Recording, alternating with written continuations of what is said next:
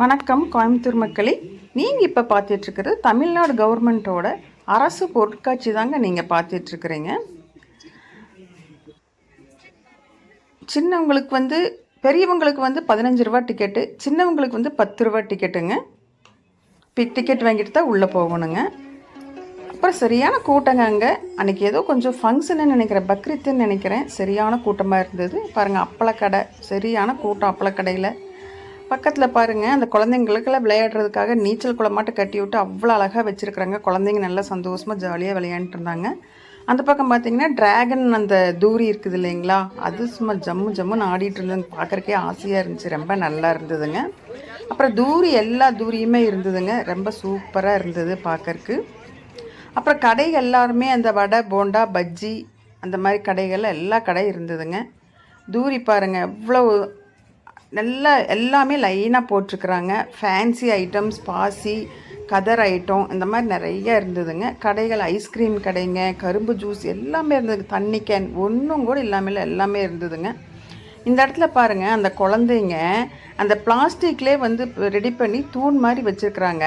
அதை பிடிச்சிட்டு அந்த குழந்தைங்க ஆடுற ஆட்டமெல்லாம் பார்த்தீங்கன்னா அந்த இடத்துல இருந்து பார்க்கும்போது ரொம்ப சந்தோஷமாக இருந்ததுங்க. நமக்கே அவங்க கூட சேர்ந்து விளையாடும் போல் இருந்துச்சுங்க, அந்த அளவுக்கு இருந்ததுங்க. நீங்களும் பாருங்களேன், அந்த குழந்தைங்க எப்படி ஆடுறாங்க. அதான் நான் கையை ஆட்டி ஆட்டி காமிச்சிட்ருக்கிறேன், ஏய் பாருடா குழந்தைங்க எப்படி ஆடிட்டுருக்குறாங்க அப்படின்னு சொல்லிட்டு.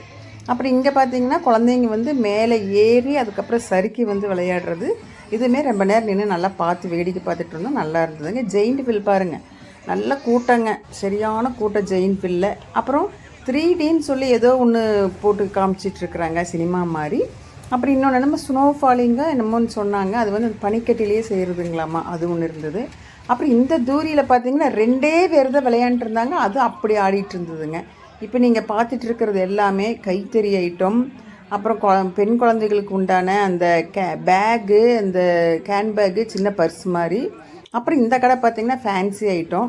அப்புறம் இங்கே பார்த்திங்கன்னா இந்த தண்டுமாரியம்மன் கோயில் அப்படியே எடுத்து ஒரு ஸ்க்ரீன் மாதிரி வச்சு நல்லா உள்ளே எல்லா சாமிகளும் வச்சுருந்தாங்க. விநாயகர், அம்மன், இந்த பாவை விளக்கு, காமாட்சி அம்மன் எல்லாம் வச்சுருந்தாங்கங்க. உள்ளே போய் பார்க்குறக்கு ரொம்ப நல்லா இருந்ததுங்க.